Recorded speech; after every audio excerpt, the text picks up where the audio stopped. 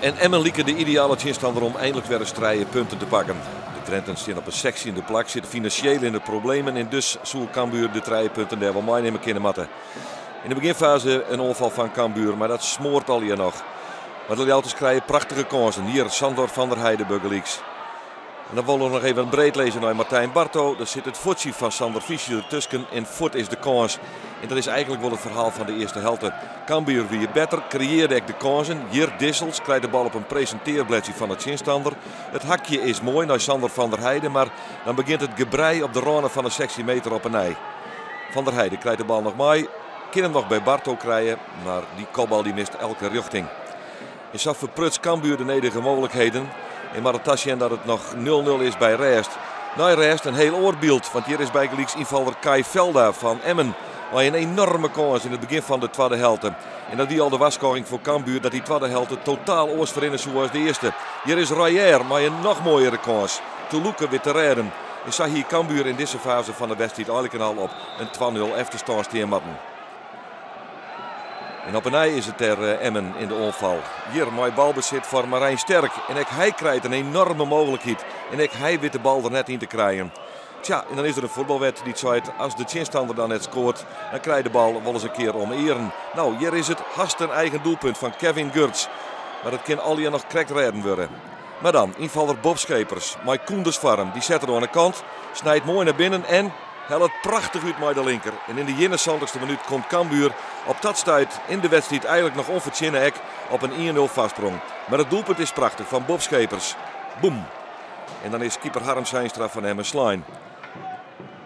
En dan komen er meer mogelijkheden voor Cambuur. Mark de Vries nog onder de bal terug. De Leeuw en dat baltje dat prikt correct aan de verkeerde kant van de peel de Nijst.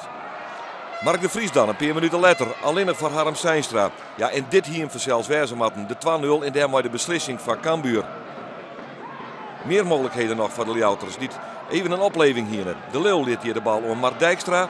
Het schot van de centrale verdediger is mooi, maar krijgt op het laatste moment krekt de krul net mee in Git is Nijst. En dan Emmen, maar hier de corner van onvierder Mettij. En daar zit hij, Bart de Groot. Hij kapt hem erin, Vosselman op de lijn, kan hem nog wel rijtje. Maar de bal shit in het dak van de goal.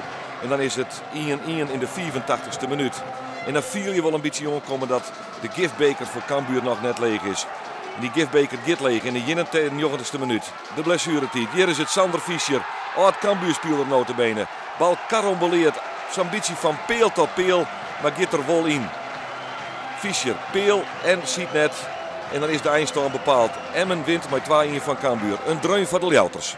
Als je maar aan één helft genoeg denkt te hebben om een wedstrijd naar je toe te trekken, ja, dan kom je van een koude kermis thuis. En het is vanavond wel weer gebleken. Na een minuut of 20 na de 0-1 een goede goal van Bob.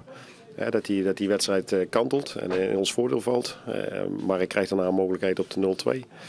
Ja, die scoor je niet. En op onbegrijpelijke wijze geef je die wedstrijd alsnog helemaal uit handen. Eerder was desorganisatie, we regelden niks meer.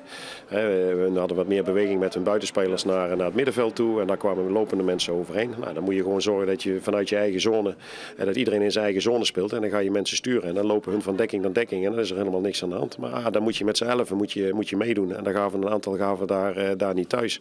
Ja, en dan kun je dit soort problemen kun je dan met alle respect voor Emmen. Tegen Emmen kun je dat verwachten. En die straffen het na 200% kans en straffen ze het dan af.